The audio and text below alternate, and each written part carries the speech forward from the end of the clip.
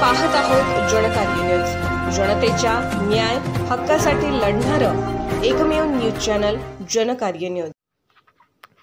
Kurundwad police ठाण्याकडून गोवा बनावटीची दारू वाहतूक करीत असताना दारू व गाडीसह एकूण 10,04,000 रुपये किमतीचा मुद्देमाल जप्त।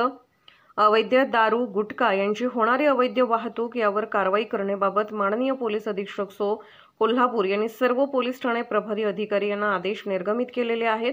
आज दिनांक 16/12/2024 रोजी कुरुंदवाड पोलीस ठाण्याचे सहाय्यक पोलीस निरीक्षक श्री रविराज फडणीस यांना गोपनीय बातमीदारामार्फत बोरगावच्या दिशेने एक पांढऱ्या रंगाचे टाटा कंपनीचे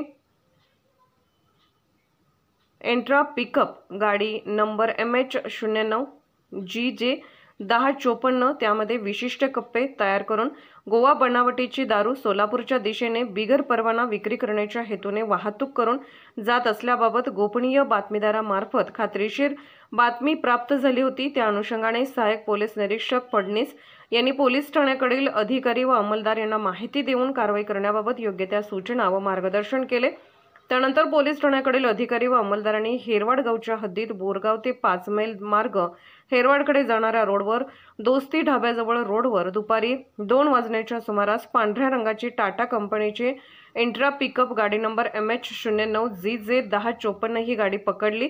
सदर पिकअप गाडी तपासणी केली, त्यामध्ये पांढऱ्या रंगाचे ADRIL कंपनीचे 120 बॉक्स एकूण 504,000 रुपये किमतीचा दारूचा मुद्देमाल व गुन्हा करण्यासाठी वापरलेली पांढऱ्या रंगाची टाटा कंपनीची एंट्रा पिकअप गाडी नंबर MH09 GJ 1054 ही गाडी असा एकूण 10,04,000 रुपये किमतीचा माल मिळून आल्याने तो जप्त करण्यात आला आहे।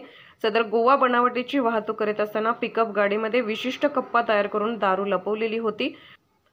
यातील आरोपी रामा बाळा लोकरे व 36 राहणार जिमखाना ग्राउंड सावंतवाडी तालुका सावंतवाडी जिल्हा सिंधुदुर्ग यांच्यावर गुन्हा दाखल करण्यात आला आहे।